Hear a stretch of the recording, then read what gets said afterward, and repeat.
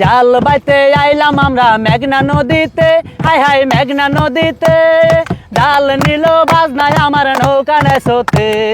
চোখের সামনে উথাল পাথাল ঢেউ, মাঝে মাঝে ঝড় বৃষ্টিও, কিন্তু থেমে থাকার সুযোগ নেই, কারণ নদী তাদের জীবন ও জীবিকার একমাত্র ভরসা।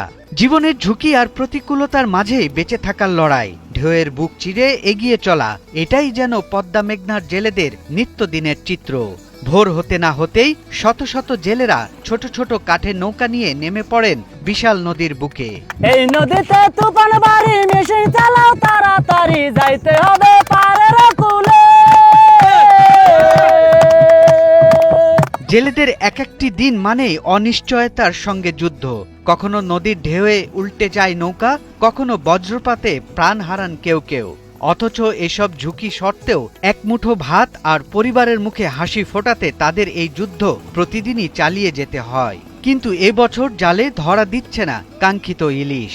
আমরা দেখে গেছে আকাশ ভালো, আমরা নদীতে জাল মারছি, আমরা কিনারও সাফার সুযোগ পাই না, তুফান ছেড়ে দিছে। তখন আল্লাহরে ডাই, আল্লাহ তুমি যদি আমাকে বাঁচাও তাহলে আমরা রক্ষা, তুমি যদি আমাকে রক্ষা করো তাহলে আমরা বাঁচতে পারবো, তুমি যদি আমাকে রক্ষা না করো আমার বাঁচার আর কোনো উপায় নেই।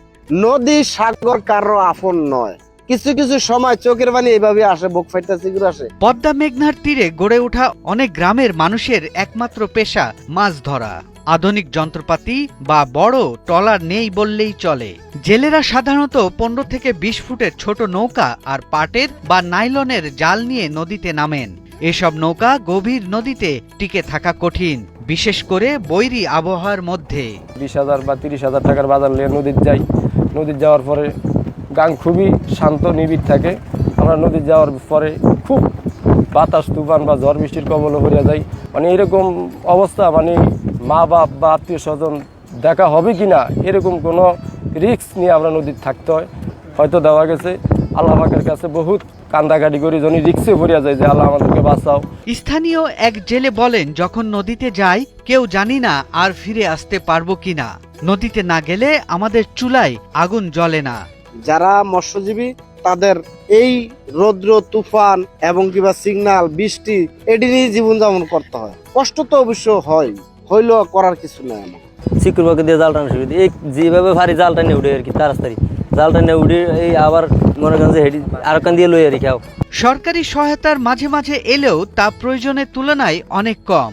জেলেরা বলেন তারা চায় না সহানুভূতি, চায় নিরাপদ নদী, মাছের প্রাচুর্য আর জীবিকার প্রতি সম্মান। মৎস্য অধিদপ্তরের থেকেও দেওয়া গেছে, এমন বহু এই কিছু দেওয়া হয় বা ওরকম, কিন্তু আসলে প্রকৃত যারা জেলে নদী থাকে বা নদী নালা ইয়া করে, কিন্তু আসলে এদেরকে আমি দেখি না যে একটা গুরুত্ব বা এরকম একটা ইয়া।